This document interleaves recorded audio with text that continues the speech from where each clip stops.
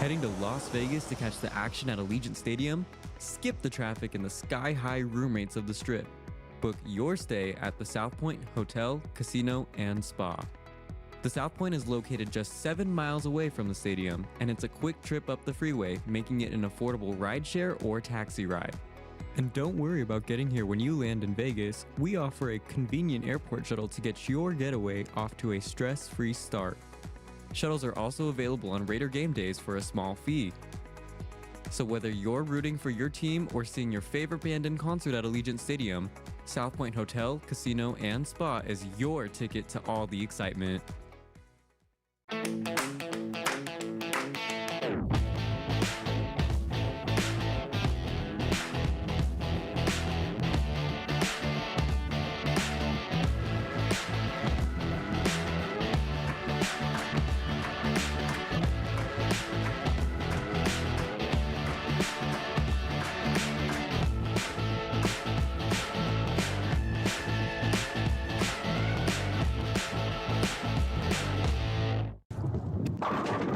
South Point Casino has plenty of attractions for the whole family. Catch a movie. Our 16-screen movie theater includes 2 XD Extreme screens for the ultimate in viewing, sound, and luxury. After the show, treat the family to a variety of treats at our old-fashioned ice cream parlor, Kate's Corner. We scoop up a variety of creamy concoctions, including smoothies, hand-dipped cones, milkshakes, malts, sodas, and sundaes. At Kate's, there's something for everyone. And if you've still got time to spare, our bowling center might be right up your alley. Voted Best of Las Vegas, it's a great place for friends and family fun. 64 lanes, a pro shop, snack bar, and arcade. And while the kids are bowling, you can play slots and sip on a drink in the Alley Cat Lounge while overlooking the lanes. For our more serious and professional bowlers, the South Point is also home to a separate tournament bowling plaza. If you're celebrating a special occasion or just love fine dining, you're in the right place. Come experience the crown jewel of South Point restaurants, Michael's Gourmet Room. Welcome. With over 600 different types of wines and magnificent dishes prepared tableside, you'll revel in the rich classic Vegas decor and the best black tie service in the world. This intimate gourmet room has earned accolades galore. Come to Michael's Gourmet Room for an unforgettable dining experience. Another famous restaurant is the Silverado Steakhouse, where you'll find the charm and service that discerning patrons require. From top quality steaks and chops to fresh seafood and desserts, you'll love the award-winning wine list and menu at Silverado Steakhouse. Steak lovers have even more options with primarily prime rib. Catering to hearty appetites, the menu features a variety of flavorful prime rib cuts, dry-aged to ensure tenderness, and then seasoned and slowly roasted. Although prime rib is our specialty, it's not the only thing on the menu. There's something for everyone.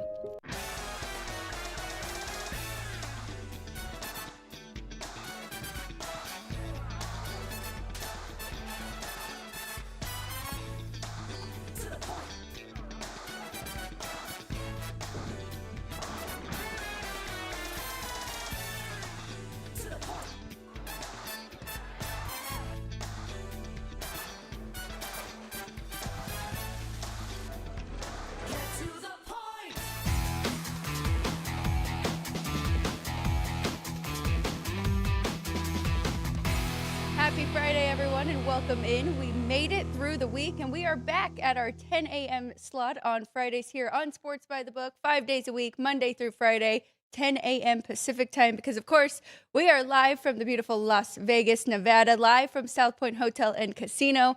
I'm Alex Waite, alongside Ryan McCormick. Pretty heavy college basketball day. Couple big ones coming up tonight. I'm excited to talk about 3 in particular, with one team that is the last remaining undefeated D1 team, and then a ton of games tomorrow. So we'll highlight and talk about some of those, some great situational spots. Ryan, you want to put a bow on the week with some trends from yesterday, and then we'll tell everybody what we have coming up besides college basketball on today's show. Yeah, so these trends or these numbers from last night's games are brought to you by the South Point Sportsbook based on the closing odds that we went into these tip-offs for these basketball games that played yesterday. So in the NBA, favorites just 2-1 straight up yesterday, 2-1 against the spread, and totals were also 1-2. The one favorite to lose against the spread and outright were the Oklahoma City Thunder, who lose for the 8th time this season as a double-digit favorite. So if you took the Bucks on the money line, it was a nice plus 470 price there.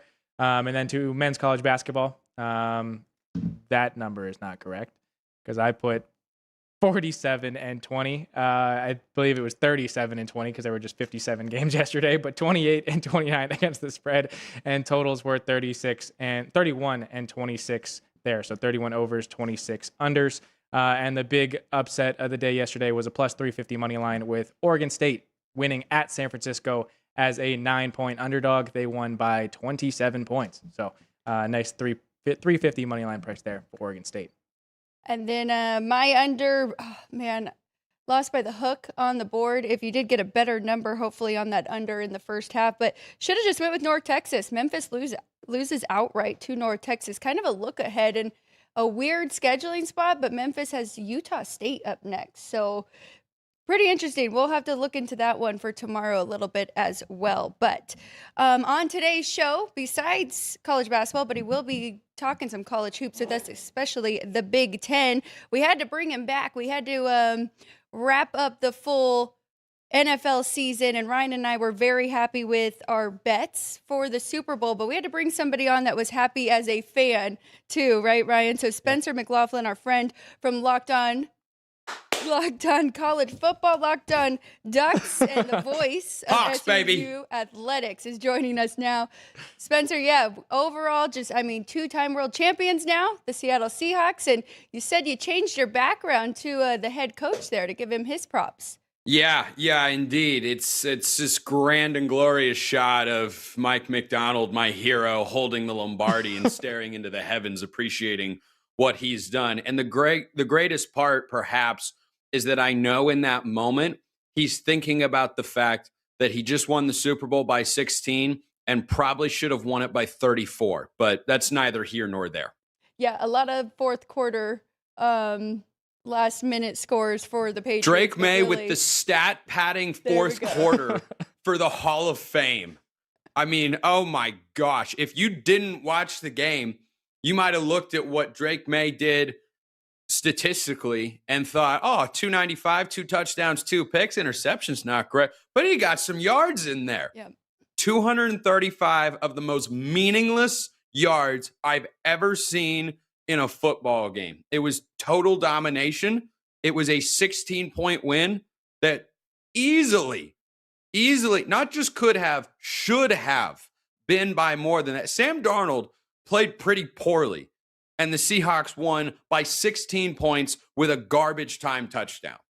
That's how that game went. I was in a great mood. I've been in a great mood. I'm still in a great mood.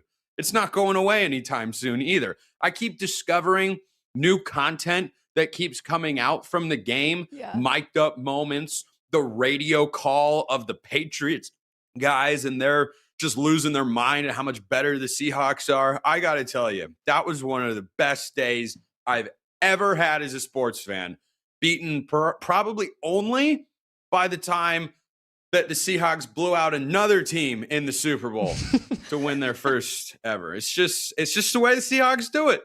Apparently, when they win the Super Bowl, they don't half-ass anything. They whole-ass one thing.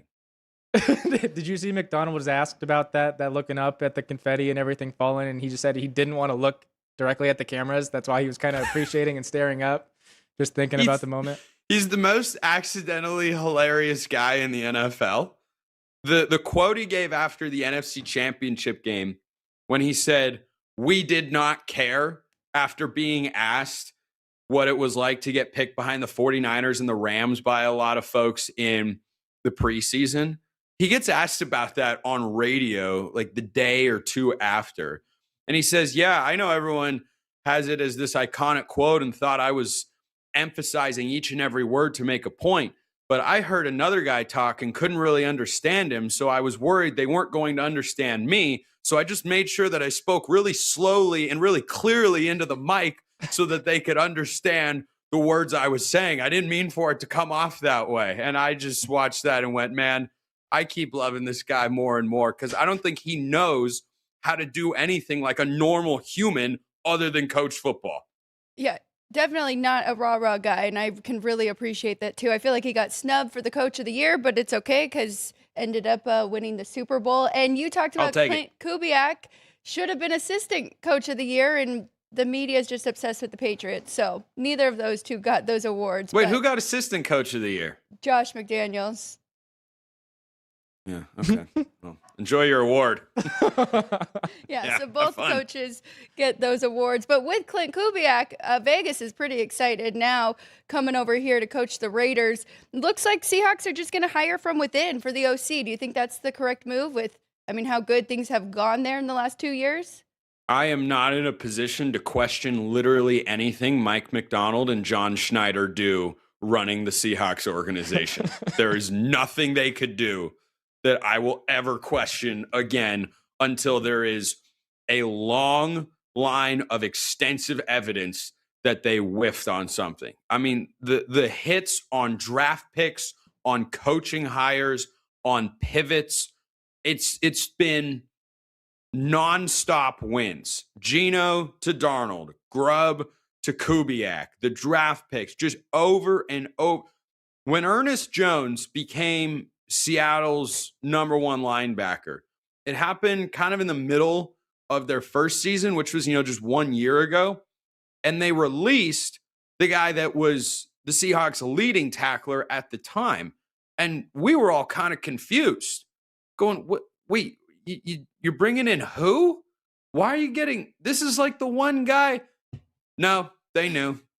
They had a good idea all along. So if Mike McDonald and John Schneider say it is best to promote a guy from within, then I trust them implicitly, because what mistake did they make on this roster or on this coaching staff? I haven't seen one yet. So I'm here for it. And the Raiders, you got a great offensive play caller. I have no idea what he'll be as a head coach because it's all projection and conjecture. From a play calling standpoint, we loved him all year, and Sam Darnold worked out pretty well. And I got a buddy who's a Vikings fan who had to watch this all unfold after all year was talking smack about, that big game letdown in the playoffs is going to show up. Well, apparently not, because Clint Kubiak is just a little bit better than Kevin O'Connell. So that's a reality he has to live with now. Well, I really felt like Seattle had their eye on the prize from the beginning of the year, where that big game letdown happened with New England, who was pretty fortunate to make it in that spot going up against a backup quarterback in the AFC Championship. But you brought up Ernest Jones. I got to ask you about all the celebrating all week long and some great quotes from that guy who has been sticking up for his teammates throughout the entire year. But we got to keep it PG here on our YouTube channel. But you're not going to roll the unedited footage? No, we're not going to. But any favorite moments for you from the week? Oh, man. His defense of Sam Darnold from his post-game press conference at the Rams game to then just following that up at a Super Bowl parade. I don't think we could love Ernest Jones anymore. I mean, I thought Bobby Wagner would go down with Lofa Tatupu as my favorite Seahawks linebackers of all time. And I think in 1 year, Ernest Jones has just turned that around. I mean, stepped up after Darnold played the stereotypical game against the Rams that a lot of people had been, waiting for. And, this is the real Sam Darnold. And this is all. And I'll admit, I wasn't thinking those people were totally insane. Ernest got up there and said, nah, he's our guy. He's had us in every game. And they didn't lose a football game after that. They won all of them after that game. So I think from an emotional first of all, Ernest Jones is a great player. Also, an accidentally hilarious guy. And the way that he has just so quickly become a vocal leader on a team laced with veterans and talented rookies has been awesome. And he just embodies such a great competitive spirit. It's really fun to have him on my team. I tell you, I love Ernest Jones forever and always. He can say whatever he wants. I don't have little kids that are watching the show.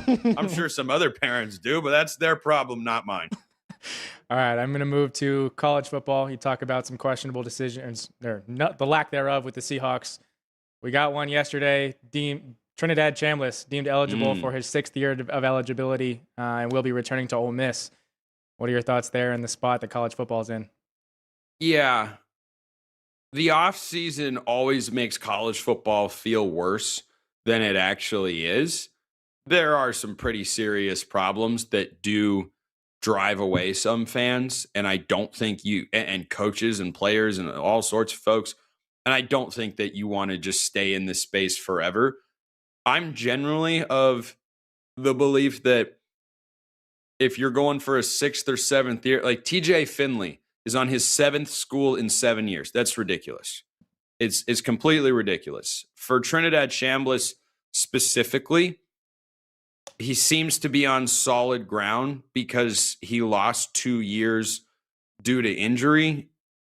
What I think should happen here, and the way to simplify all of this, because I think the point the NCAA has made, which is, hey, you're robbing guys from younger recruiting classes or that are of a younger age from being able to play. That's true. There's also no shortage of stops you can play in college football. And if you can't play at that school now, you could go to another school, play for a year or two, and then come back when the time is right. Kind of like, not exactly, but kind of like what Dante Moore did at Oregon. But for Chambliss, I know folks are blasting the legal process online about, what the merits of the NCAA's case actually were, or whether they were being taken seriously. The lawyers left the courtroom before the verdict got rendered. And it seems in this case, he hasn't actually played for 4 years. I think they should just do 5 years of eligibility for everybody. And though there is a downside to that, if a guy loses multiple years due to injury, there's always going to be a give and take. And the era of 6th, 7th, 8th year quarterbacks eventually needs to come to a close. So legally, I think Chambliss is on solid ground, and it puts Ole Miss right back in the national championship discussion. As a general rule, though, I don't care for these guys sticking around for so long, because then it's not really college football as much as it is semi-pro football. And I know there are folks that would say we're already there. I don't think that it's as far along that path as people think. I do think we are too far down that road and need to dial it back. Keeping it with college football, and I know that you are a Pac-12 guy, which we will see a split next year. Some teams leaving the Mountain West, but the Mountain West got a huge one, a football powerhouse from the FCS, North Dakota State, joining them just for football. What are your thoughts there? Yeah, I think it's a no downside move for the Mountain West, all upside, because they're actually getting paid to have North Dakota State in their league. And it evens the number of teams in the conference that play football to 10. So that simplifies a lot of things. And then you bring in a program that has done everything you can at the FCS level, that wants to get into the Power Four, obviously, or wants to get into the FBS level in case there's a giant fissure, realignment, whatnot in the college football world down the line, which there could be. I don't think there's a guarantee. The opportunity is there. The desire is there. And I think the ability for them to step up, they're 9-5 against FBS opponents all time. This is not a team this has been an FBS team for a long time. They've just been playing FCS football. And I think they looked at James Madison and what the Dukes were able to accomplish, winning the Sun Belt, playing a competitive game against Louisville, and that being it for them to make the college football playoff because they won a conference championship. Now, that couldn't happen this year because they changed the playoff rules to make it so that the Power Four champions automatically get in, which I think is stupid. I think all auto bids are stupid when it comes to the college football playoff. I think if you're the Mountain West, you get a program that can win the league within the first few years. They are challenging the rule that doesn't let them play in the conference championship game or make the playoff, which they should absolutely win. By the way, I don't know why you're putting them there to play a bunch of exhibition games for 2 years. That benefits nobody. Yep. So it's a low risk, high reward move for the Mountain West. It's I'd say moderate risk, high reward move for North Dakota State. Even good programs can make the jump up to FBS and not succeed. I don't think the Bison are one of those teams that will struggle. I do think that it's still a jump, and they might never hoist a conference or national championship. I mean, they might not ever hoist a national championship trophy again. They might not hoist a conference championship trophy again for 4 or 5 years, which has not been the norm for them. So there will be an adjustment. I do think playing bigger games will keep the fan base really excited, though, even if they're not winning at the same percentage that they have for the last 2 decades.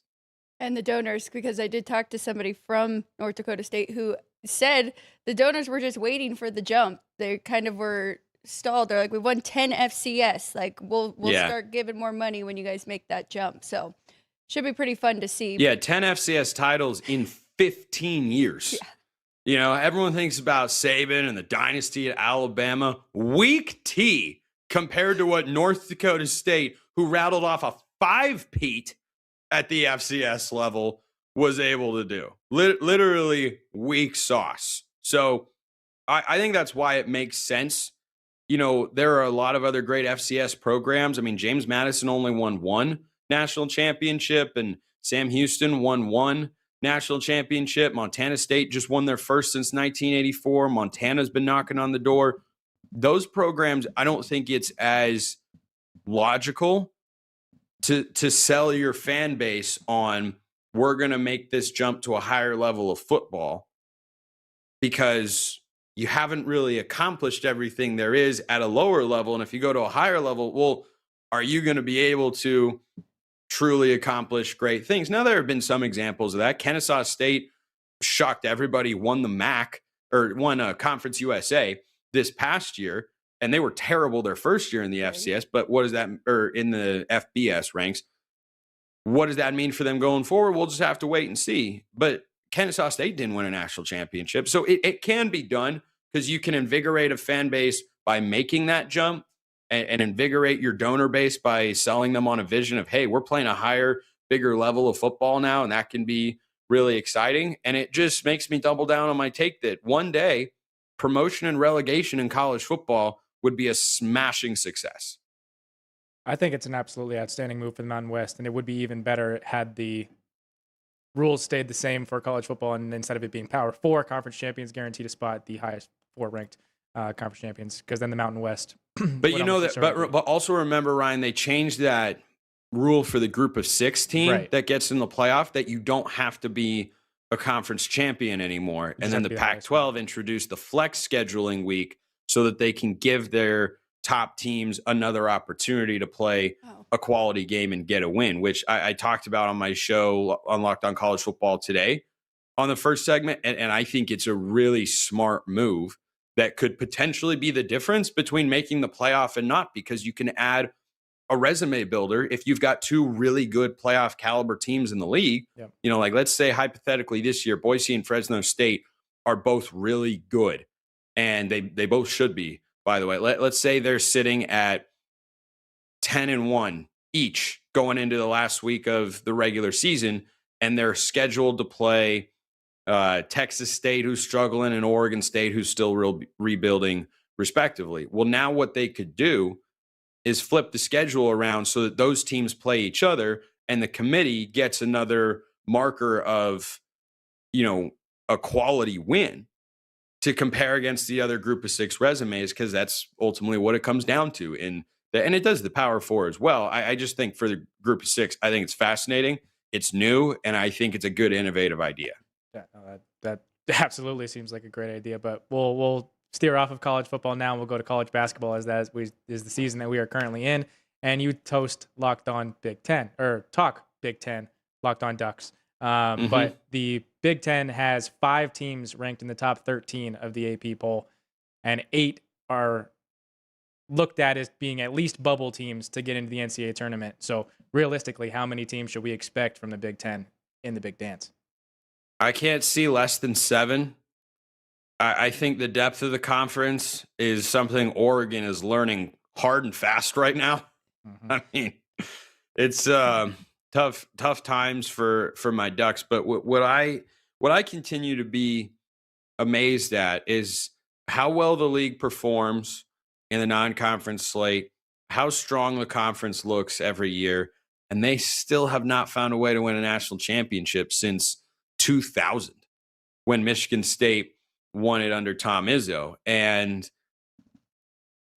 I look at that field, and Nebraska is the biggest surprise. The way that they have played and what they've been in the past has just been awesome for Big Red Country out there. Purdue and Illinois are the teams that I trust the most to challenge Michigan. But man, if Michigan doesn't go on to win a national championship, it's got to feel a little bit like I feel about Oregon football. If not now, when? Because, man, Michigan is not just beating the daylights out of everybody. Or they're not just winning. They are beating the daylights out of everybody that they play. Didn't they beat Gonzaga by like 40 points earlier this year? That doesn't happen. That's not supposed to be allowed. So I think anybody that goes at or above 500 in Big Ten play likely to make the conference tournament. It'll, of course, depend on what your non-conference looks like and where your quality wins are. But, I mean, USC, Ohio State, when I watch them, they look like tournament teams. And everybody above them I know is a tournament caliber team. So, yeah, I think it'll be another loaded field with Big Ten teams. It's just that annual question. Will they break through and finally win it all? And the answer, I don't know, because it feels like they're cursed at this point. But, man, Michigan is really, really good. I was going to, ask about Michigan and if they were clearly the best team in the country. It's so hard with the tournament because it's win or go home, right? And we saw Duke fall short to Houston last year. So when you get down, you got to win 6 consecutive games. But you're a believer in this Wolverines team? You think they could do it? Yeah, I mean, talent, size, athleticism, coaching, skill. It's all there. I will say, and Dusty May, we know, is good in the tournament.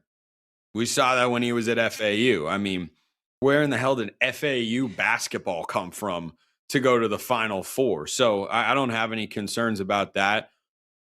I will say a team that I will never write off, and I don't think anybody else will or should either. The Houston Cougars, man, you talk about great coaches with a long running history of success in the NCAA tournament without having broken through to win it all. Kelvin Sampson is as good as they come. And as my Seahawks showed, in case you forgot, they won the Super Bowl on Sunday. As they showed, defense wins championships, and Houston is always an elite defensive team. I love watching them play defense. They are so detailed. They are so well coached. The way they rotate and recover and make everything hard, it's so hard to play against them. There's a reason they were in the Final Four last year, right? And I don't think that there's any reason to believe they won't be there in that conversation once again.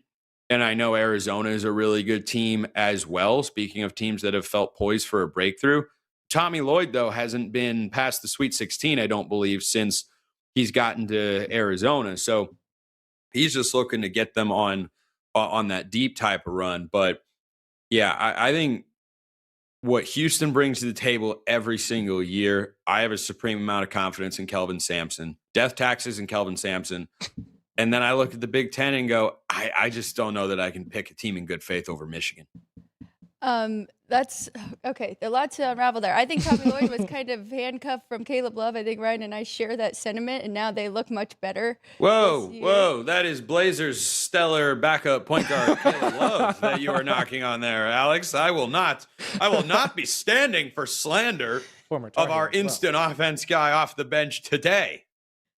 Well, hit or miss. Yeah, and Arizona just suffered their first loss of the year, so they have been playing really good team basketball there now. But speaking of defense, and I've had a ticket on Houston the last couple of years. I don't yet this year, and I don't know if I plan to. I actually kind of switched for another defensive team with Michigan State and Tom Izzo. And like how they're playing, if they they are getting in the big dance. If they, can make a run there, what do you think about Michigan State this year?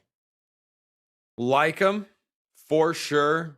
Would not pick them to lose in an upset in the first round. Don't know if I love them. Well, I want to see a little bit more from Michigan State. They're a good team. They're going to be squarely in the field. Tom Izzo's a guy you can trust. I just haven't seen a sustained run of wow factor or that it factor yet from them. I tell you, a team in those odds that I also know has a head coach that can carry them on a run and plays a great brand of team basketball, and that is the UConn Huskies and Dan Hurley, everybody's favorite swearing coach. I love Dan Hurley. I think he's awesome. Is he over the top sometimes? Yeah, Absolutely. he is. But the dude just wins over and over and over again. And I think he's got a team that can make a run in there. And I respect the Michigan State pick. It's hard to go against Tom Izzo. I'm leaning. If I were to pick my 3 favorite teams on the board here, not that I don't like Arizona, but I would go Michigan, Houston, and UConn. Those would be the teams that I'd pick before anybody else to win the national championship. I think Arizona, Duke, Iowa State's kind of in that next tier. I think this Gonzaga team is good. I don't know if a team that is so big man centric is going to be able to make a run to the Final Four, but certainly Gonzaga to the Sweet 16, also something you can just about ride in Sharpie every year. Well, you did mention Michigan, and they are in action tomorrow night against UCLA. So what do you think in that one? Michigan by what's the line? I They think aren't out yet. no, but it's projected. The look ahead's looking like close to 16, I believe. Let me double check. Is that. it in Los Angeles? No. Oh, Michigan by 30. Yeah, we know Mick Cronin will be complaining about the travel, and so. Yeah, wonder why. Wonder Yes. why. Isn't it hilarious when that happens?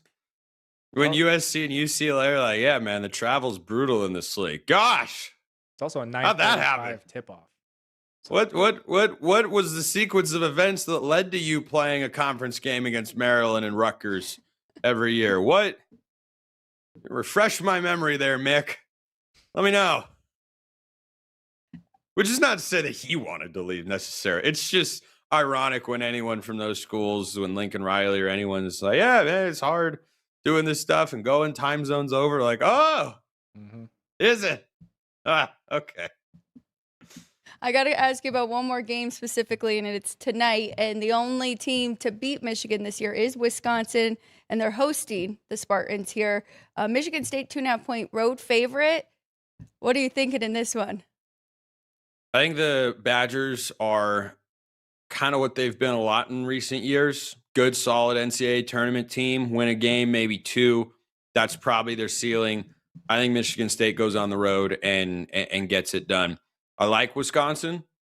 Don't like them as much as Michigan State. So I'm not going to go against your Spartans here, Alex. So I'm in Team Green. Plus, a good friend of mine is from Michigan, and she's a big Spartans fan. So if I went on the air and picked against her team in basketball, I would I might never hear from her again. So I'll go with Spartans here. Well, I'll ask you a futures question with the teams involved in this one. Wisconsin is a 300-1 price to win the national title. Are you at all tempted by that?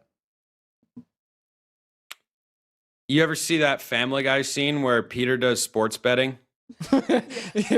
Just takes the money and turns around. Yeah. Do you want to pick a team? Nah, just keep it. That's what that would be. It's just here, you can have it. And it's making a charitable donation. So. Our guy Sean has a ticket on Wisconsin, and so that's why I asked. Okay. Your thoughts there. Well, I guess Sean isn't very good with money. It's all about the value here. And it is projected. Yeah, real value. Big Ten will have the most teams in the big dance, so kind of going for that angle. What about Florida? Yeah, I mean, yeah, no one's. You don't repeat anymore. Okay. Repeating as a champ is really hard, Unless and you're UConn did Hurley. it. UConn did it not that long ago, and Todd Golden's really good, but come on, Todd Golden's great, but he's not a Dan Hurley type sicko. You have to be literally insane to be able to repeat like that. So no, I'm not going to be in on Florida. I'll pick them to go probably past the first weekend, depending on the draw that they get in the tournament. But no, that feels like Sweet 16 and out.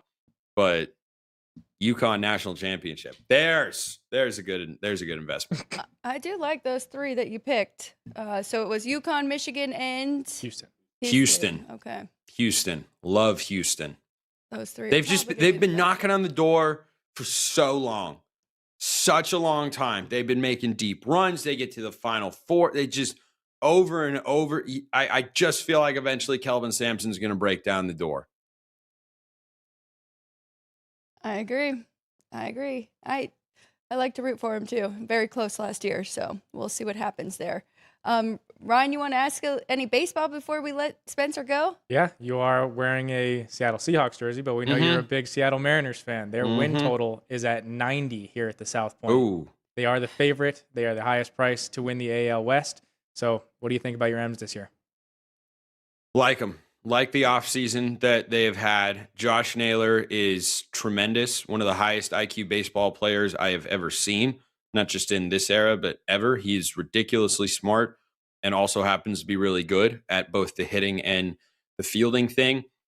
The Brendan Donovan move excites me.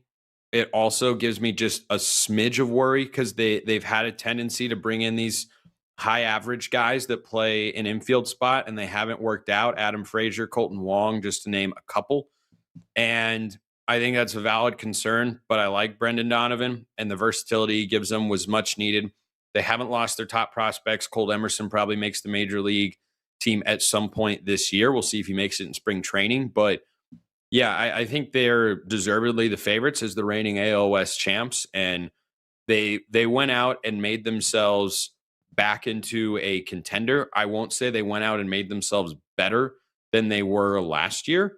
At this time last year, yes, but the playoff roster, probably not. You know, if Donovan can give you something from where he's going to hit in the lineup, which is probably the leadoff position, then you move Randy Arozarena down to fifth, then I think your lineup is in good shape. There's still some questions at the bottom of the order. They don't exactly have a Dodgers lineup there, but, you know, I think the pitching staff is going to bounce back. They quietly weren't very good compared to what they're capable of last year. I think your bullpen is deep enough. I'd love it if they added another arm, but they brought in Jose Ferrer from the Nationals. So I think they're in a really good place. And if the pitching does what I expect them to, you might be okay that you don't have as many home runs as last year. You know, Kyle Raleigh's not going to hit 60. You don't have Jorge Polanco. You bring in Brendan Donovan instead. That's a big drop off in power output. Randy Arozarena had a career year. Does that, you know, regress back towards 20 homers rather than 30? I think one of the most important things for the Mariners this year, Julio Rodriguez needs to stop waking up in July to realize he's one of the best players in baseball. And he needs to realize that from opening day, which I will be at the end of March. Very nice. That is when he needs to realize, oh, wait, I'm really good and I hit the ball really hard. Because in the past, he's waited until July to figure that out. And then when he does, he becomes quite literally the best player in baseball, not named Shohei Ohtani. So if he puts together a full season where he plays 140, 150 games and he maxes his production from the start of the year, he could have 40 home runs and 40 stolen bases while hitting 270, 280. That's what I think he is as his ceiling. So I like the Mariners and where they're at. I am excited for baseball to be back, and the city of Seattle is going to be excited watching them, knowing, well, we don't have to watch hoping we get our first championship in 11 years because the Seahawks won the Super Bowl. I'm glad you brought up the pitching staff because looking at the rotation, I was kind of thinking they would take a step back, but you're right. 2 years ago, they were definitely the best in baseball. Yeah, they were way better. It was the bats that really struggled. But yeah, so you don't expect too many more moves from the pitching side with them? I don't think for a starter, I think you could add a reliever. If they don't add one now, they probably add one at the deadline, I would think, just because they relied so heavily on a couple of arms last year. Edward Brazardo and Gabe Spire were throwing just all the time, and they're both really good, and they had great seasons. And they bring in Ferrer, another lefty who's got good stuff and has not unlocked his full potential yet. I think they're pretty high on him because they traded their top catching prospect for him and Harry Ford to the Nationals. So there are arms out there. I just think that we don't know who the mystery arm is going to be. The Mariners always have one of those, just a guy that comes kind of out of nowhere. Last year it was Bizardo, honestly. And all of a sudden he becomes just a top tier reliever. Paul Sewald was a reject. Drew Steckenrider wasn't any good. These guys went out and just had stellar seasons. So we don't know who that's going to be, but you're relying on Matt Brash staying healthy.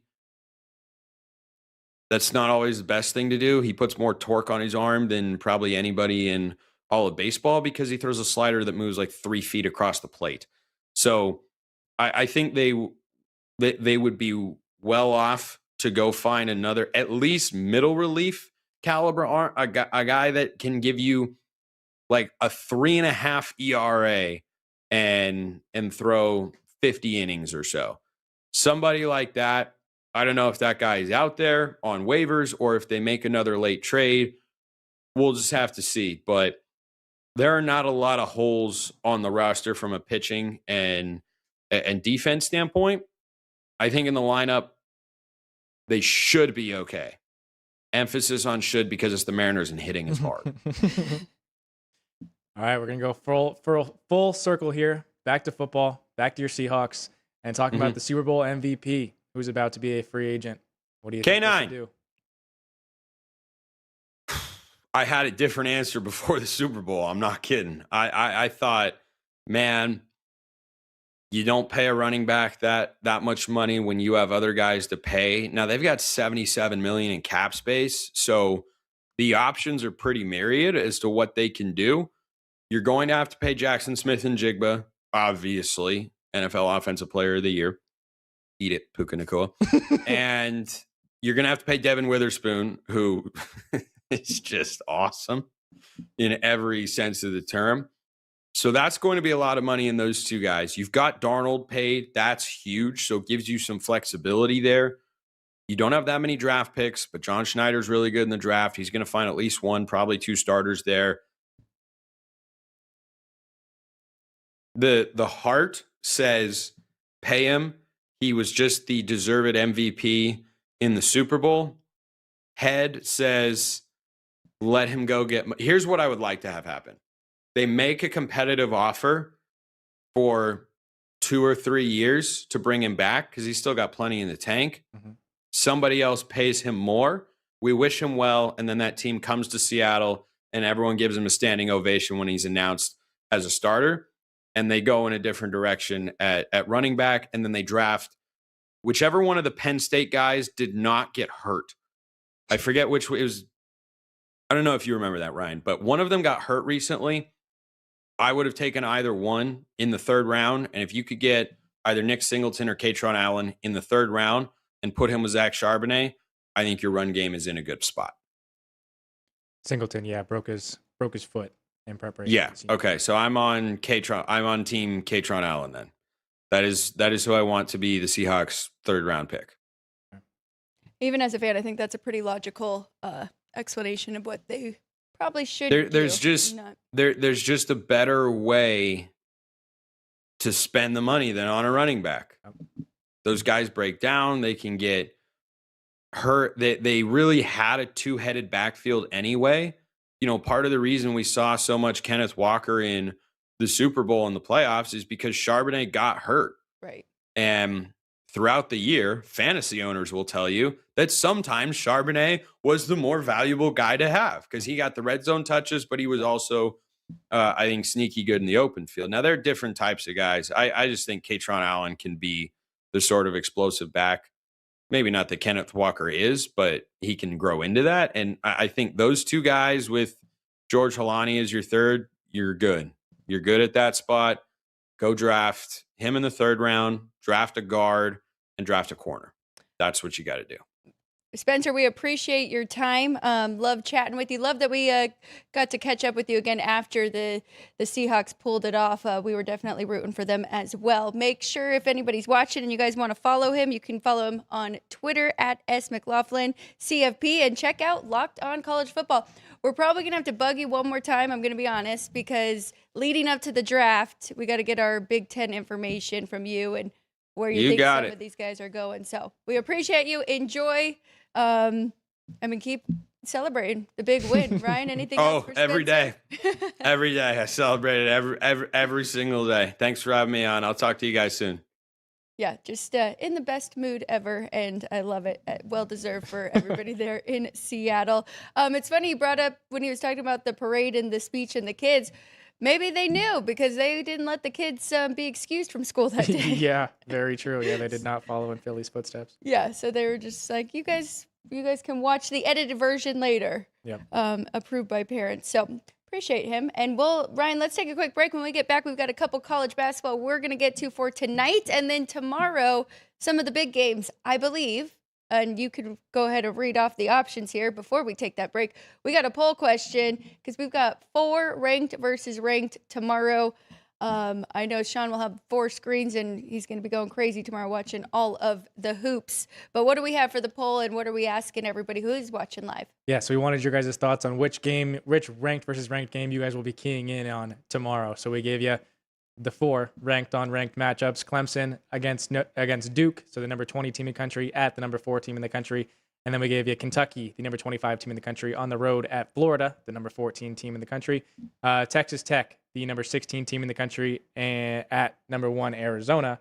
And there was one more ranked on ranked, but those are the 3. We gave you 3. There is a reason behind that because those 3 are the first meeting of the year between those teams. The other ranked on ranked is Kansas versus Iowa State. That is the second meeting of the year between those teams as Kansas won big at home there against Iowa State in their first meeting. But this is either the first or only meeting of the year between these teams. So Clemson and Duke only play one time this year. Texas Tech and Arizona only play one time this year. And Kentucky and Florida wrap up the year playing against each other for the second time to finish regular season play before the SEC tournament. So we did want your guys' thoughts on that, so go ahead and vote in the poll. You can also check out the description of today's video because it is in partnership with Gone Racing, which returned yesterday. So that episode is live over on the Gone Racing YouTube page, or you can go to the description of the video after you make sure you like and subscribe or are subscribed. You can check out that NASCAR preview for the Daytona 500. And it is the quickest paced moving show. That hour will fly by if you want to go check that out and get some picks for Daytona 500 coming up in just 2 days. We also have a viewing party here at the South Point, which is free entry. And by just coming here, you have a chance to enter some contests to win some great prizes, including sweet tickets to the Pennzoil 400 that will be coming up in March. So if you're looking for a place to watch Daytona 500, consider coming here to the South Point. Free parking, free entry, and you'll have a chance to win some awesome prizes. All right, let's take a quick break, and when we get back, we'll rapid fire through some college basketball. Thanks for everybody who is watching and hanging with us live. Let us know in the chat if we haven't heard from you yet. We'll be right back here on Sports by the Book.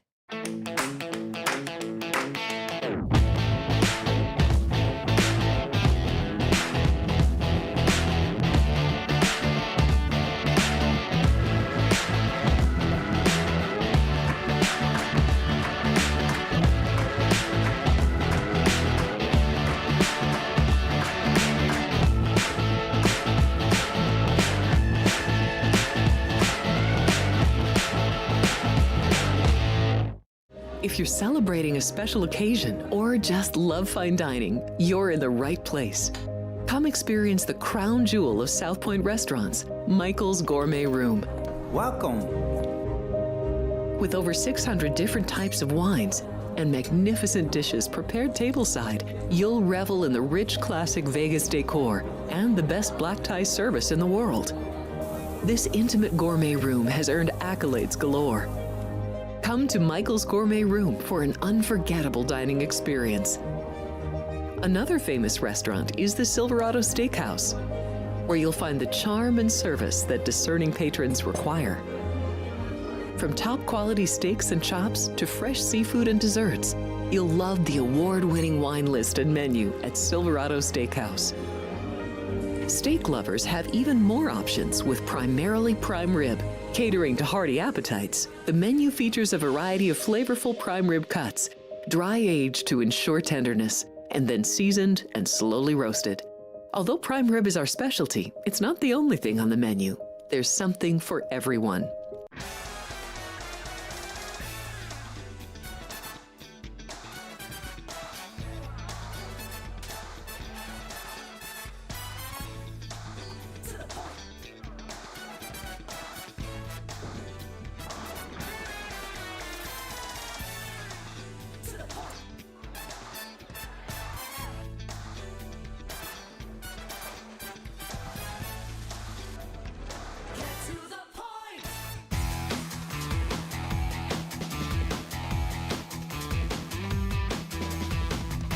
Welcome back, everybody. It is time for a little bit of rapid fire college basketball here Friday, February 13th, and for tomorrow, February 14th.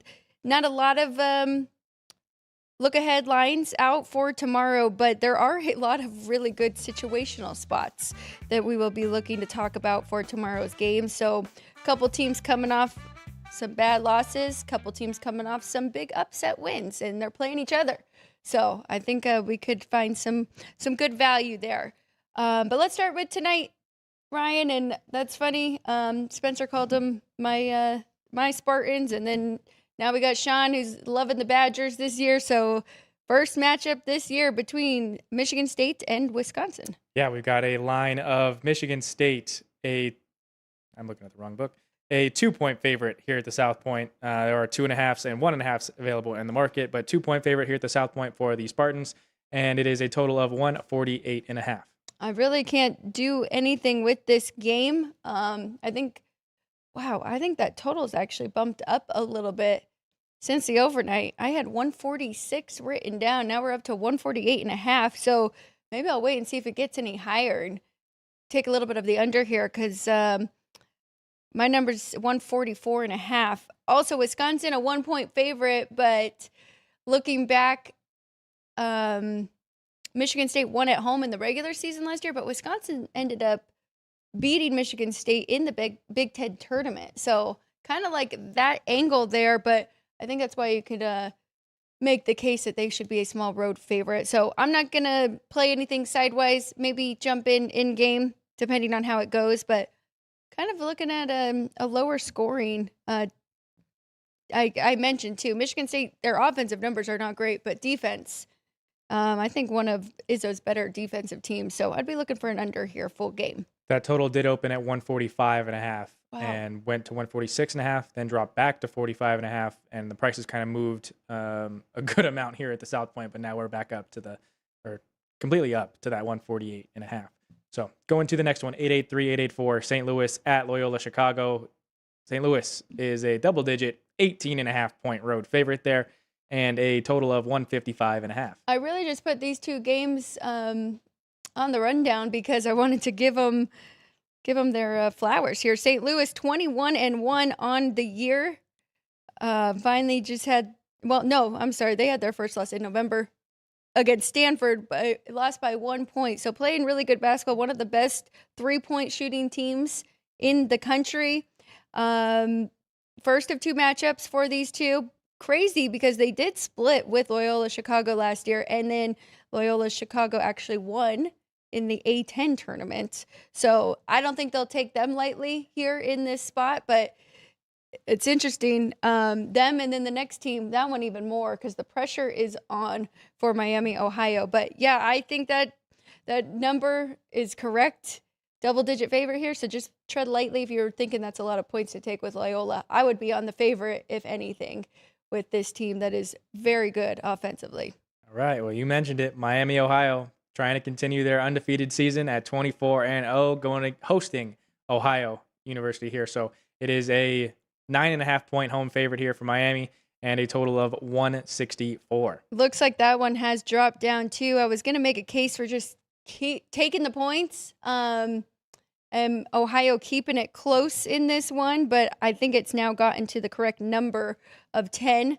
But yeah, I mean, pretty crazy. 24-0. There is some bets out there, Ryan, where you can bet will Miami, Ohio finish the season, the regular season, undefeated. I think if you can get a good enough plus price, it's not a terrible bet because their schedule isn't terrible in conference play. But now the pressure is building, and they've got 7 more games to go, including this one against Ohio. So it's going to be a fun watch just to kind of pay attention to for the rest of the season. But nothing for me under 10 there. I was looking to take double digits or more here. Okay. All right. Well, we had the best play-by-play voice in the Western Athletic Conference on earlier in the show, and we normally have the best play-by-play voice of the Mountain West Conference on our show every week. And he is on the road with the UNLV Rebels at Boise State. Boise State is a now 10.5-point home favorite. There are 11s, looks like it's moving towards 11 in the market, but a total of 153.5. How about that? And one Patriot fan and one Seattle fan. Yeah. So that works out perfectly. I've got 8.5 and 170.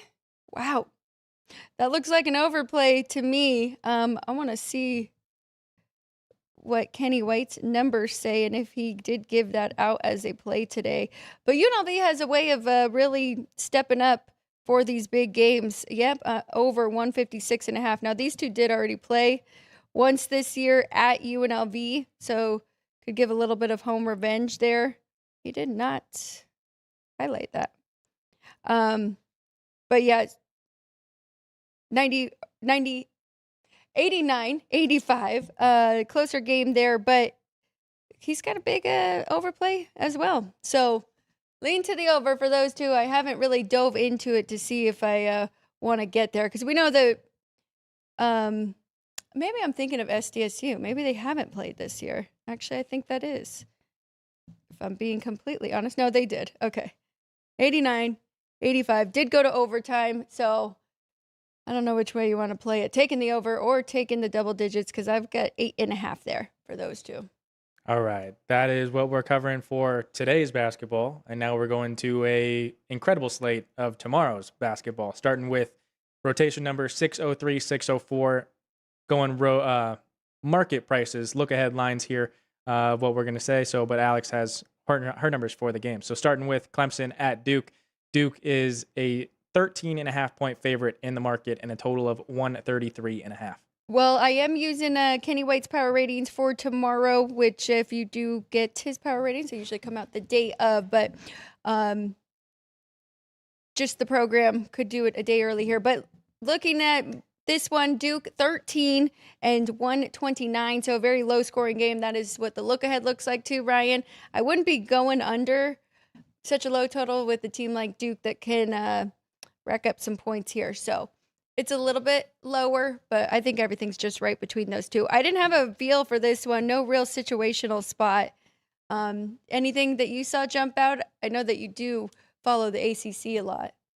I kind of saw with them blowing their lead against Carolina last Saturday.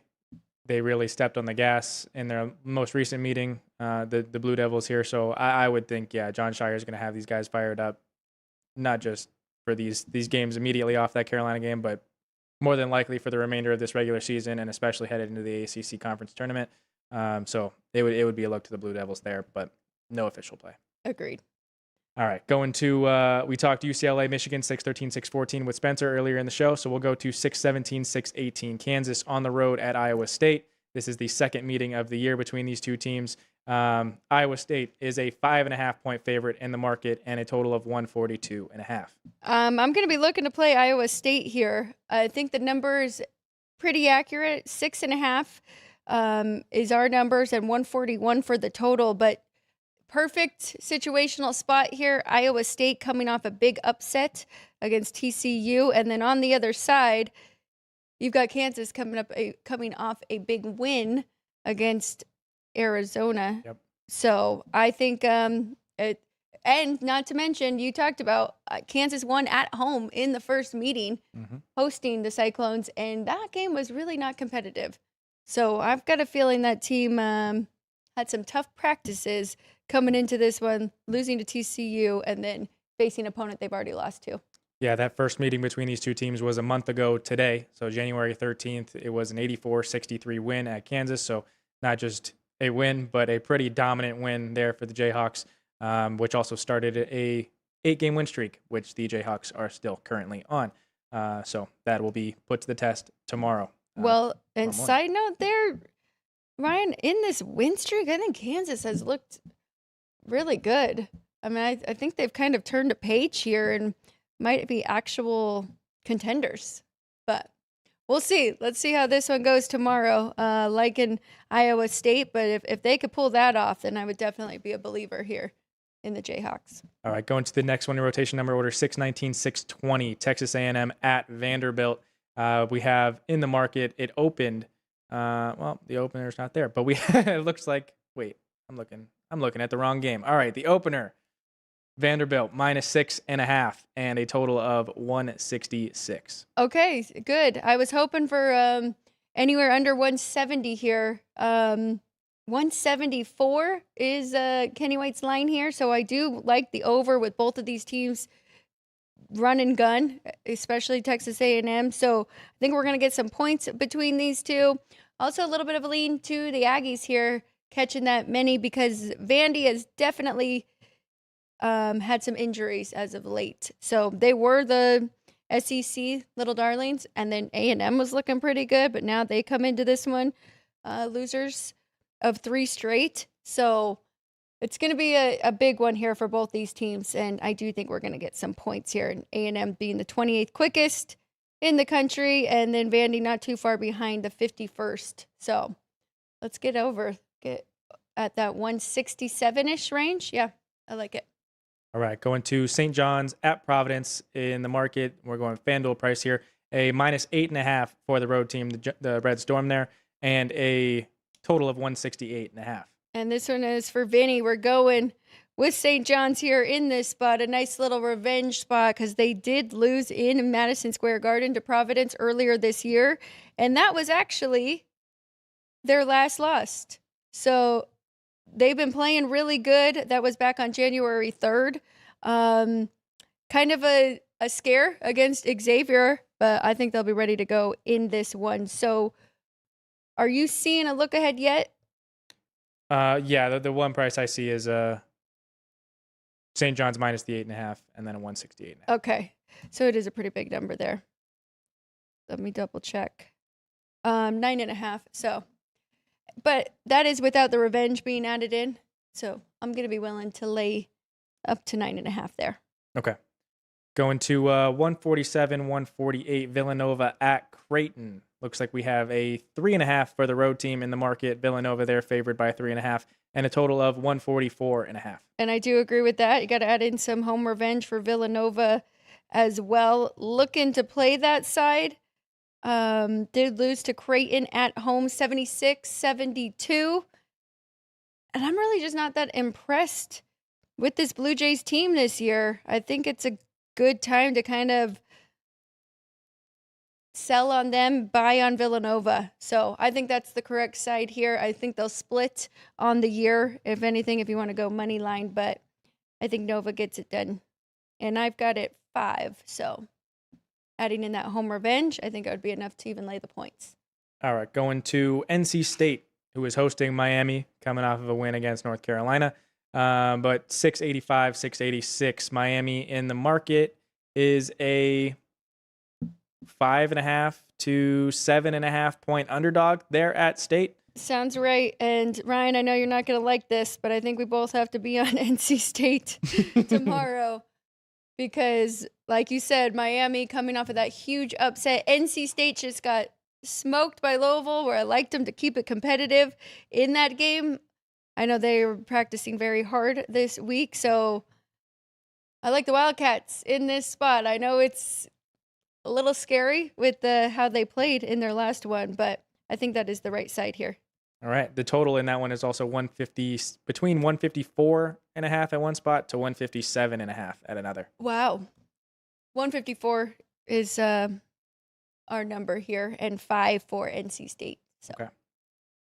Going to 701, 702, Purdue on the road at Iowa.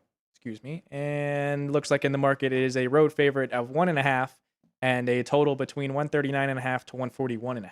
Okay, 145 for the total, actually, and Purdue won. So side is right there. I was a little intrigued by this. I want to dive into it a little bit more. I know Purdue is ranked, but I don't know if Iowa's getting enough respect here. I mean, they won 6 in a row before losing to Maryland on the road, so that wasn't a great loss for them. But now they're back at home, and Purdue has Michigan up next, so it could be a little bit of a look-ahead spot, maybe take Iowa lightly. So I know you're not getting a great number there. I really have to believe in Iowa that they could actually win this thing outright, but I'm intrigued. I might be on Iowa and Iowa State here, Hawkeyes and Cyclones tomorrow. All right. I don't see a number in the market yet on 709, 710 Grand Canyon at San Jose State, but what should our viewers be looking for number-wise?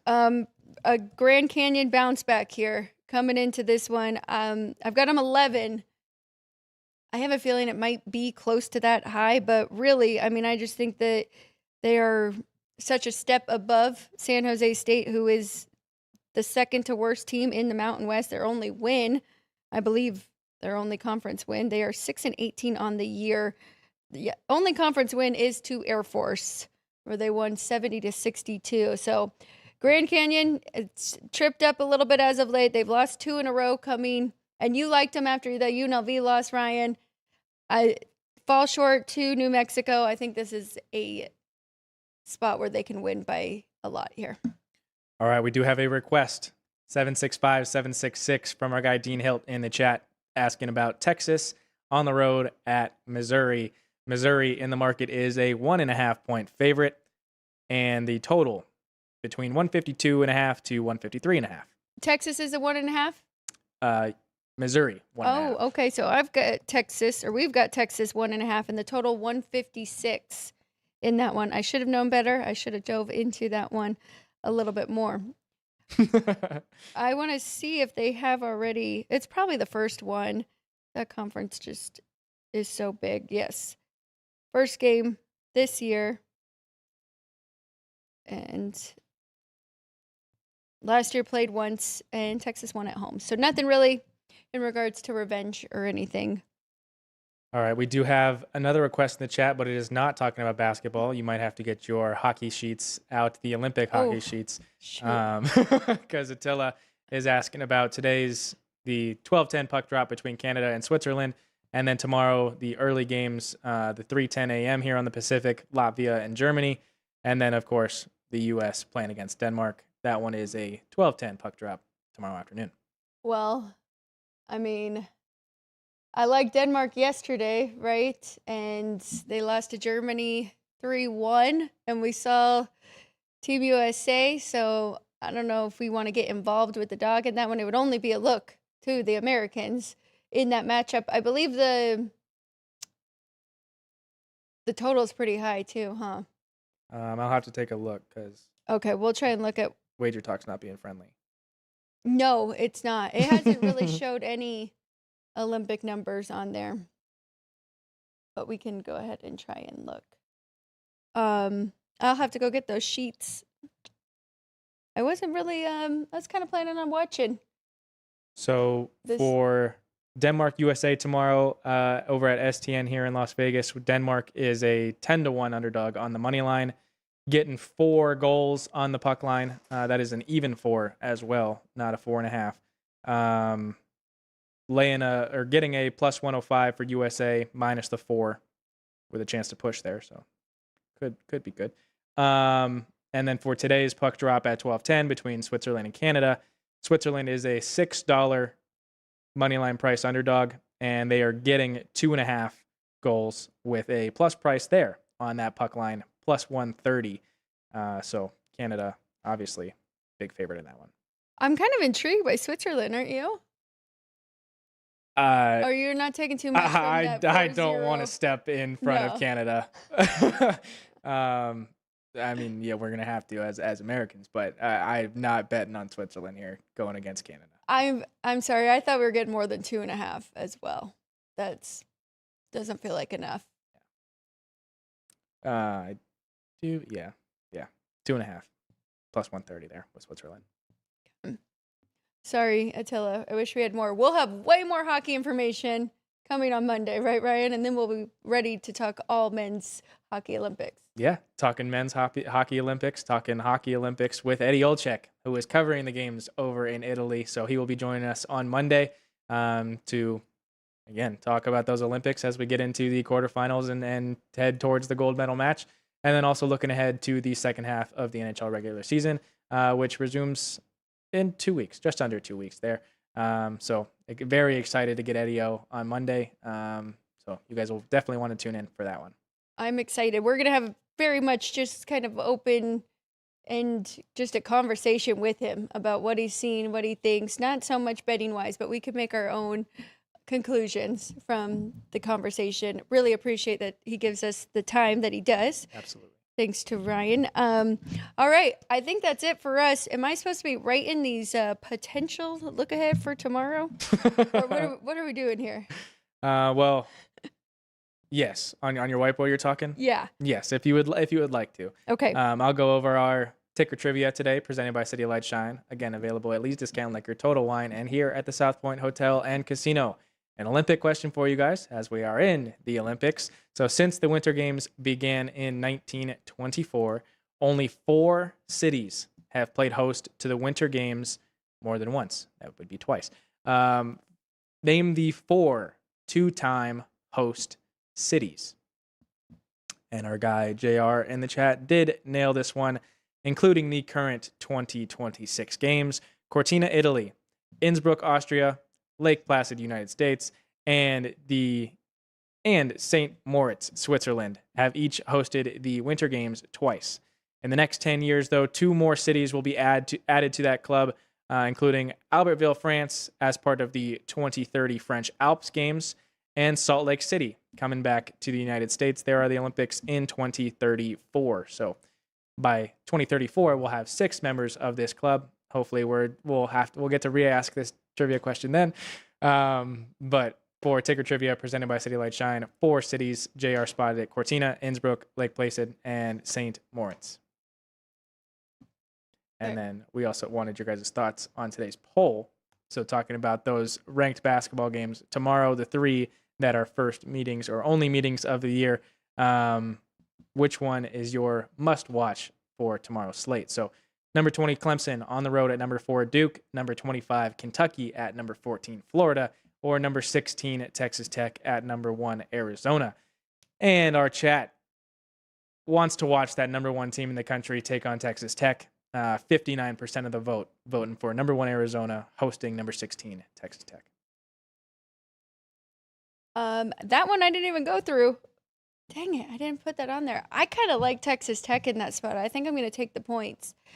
Because you know what they say, after that first loss, could be like a balloon burst for this team. We'll see how they bounce back. But Texas Tech's been pretty good on the road, and I think they've got one of the best players on their team. So that look-ahead line is currently Arizona by 9.5 and a total ranging 155.5 to 157.5.